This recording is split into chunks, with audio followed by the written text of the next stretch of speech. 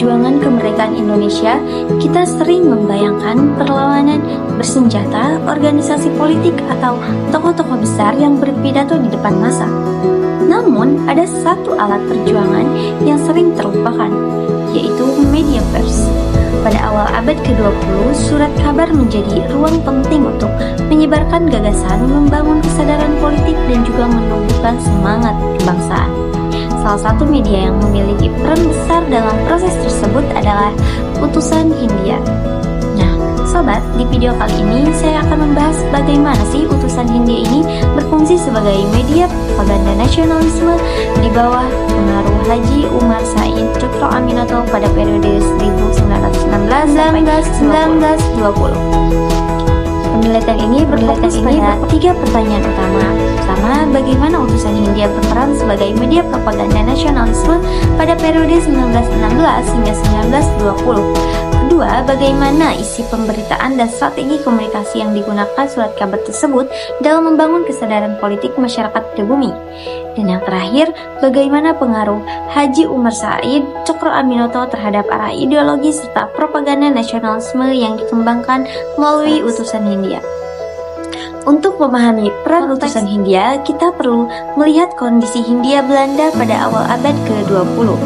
Nah, pada masa ini, masyarakat pribumi hidup di bawah sistem kolonial yang menciptakan berbagai bentuk ketimpangan sosial, ekonomi, dan juga politik. Kesadaran untuk melawan nasionalisme mulai tumbuh melalui organisasi modern seperti Sarekat Islam. Di bawah kepemimpinan Tjokro Aminoto, Sarekat Islam berkembang menjadi organisasi massa terbesar yang mampu menjangkau berbagai lapisan masyarakat. Namun, mengembangkan gagasan kepada jutaan rakyat tidak cukup hanya melalui satu pertemuan atau satu pidato.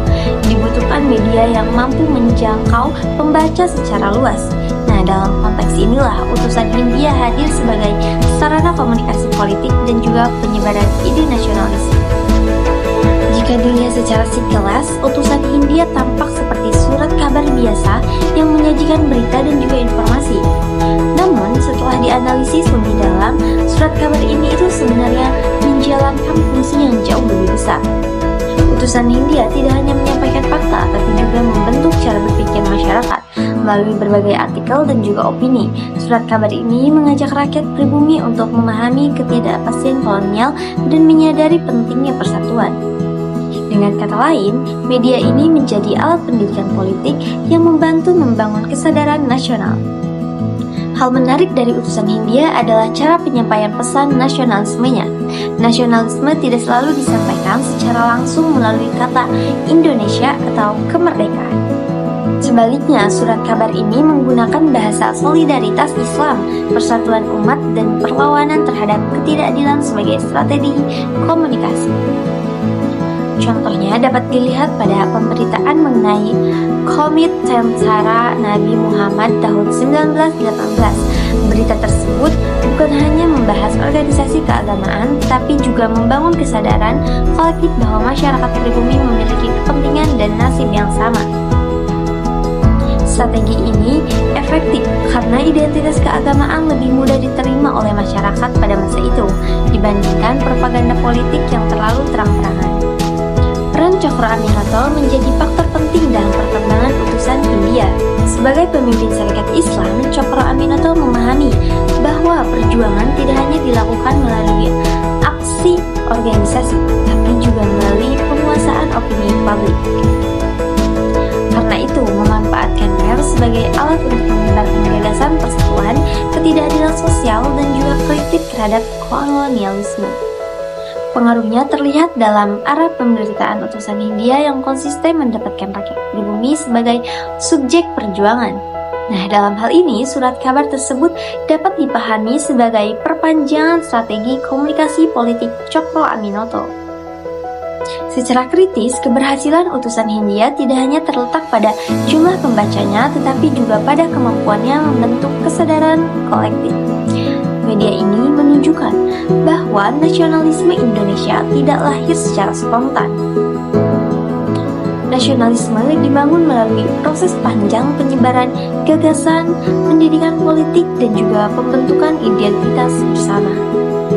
Nah, hal ini juga memperlihatkan bahwa media bukanlah alat yang netral. Media dapat menjadi instrumen kekuasaan, alat perjuangan sekaligus sarana propaganda yang mampu memengaruhi cara masyarakat memahami realitas sosial dan juga politik. Nah, berdasarkan hasil penelitian dapat disimpulkan bahwa utusan Hindia memiliki peran penting sebagai media propaganda nasionalisme pada periode 1919 hingga 1920. Surat kabar ini tidak hanya berfungsi sebagai penyampaian informasi, tetapi juga sebagai sarana pendidikan politik yang menumbuhkan kesadaran nasionalisme masyarakat pribumi. Melalui strategi komunikasi yang dipengaruhi oleh Cokro-Aminoto, utusan Hindia berhasil menyebarkan gagasan persatuan, solidaritas, dan perlawanan terhadap kolonialisme. Dari penelitian ini, kita dapat memahami bahwa perjuangan kemerdekaan Indonesia tidak hanya dilakukan melalui organisasi dan perlawanan fisik, tapi juga melalui media yang membentuk cara berpikir masyarakat. Dengan demikian, sejarah utusan Hindia menunjukkan bahwa kekuatan gagasan yang disebarkan melalui pers dapat menjadi salah satu fondasi penting dalam lahirnya nasionalisme Indonesia.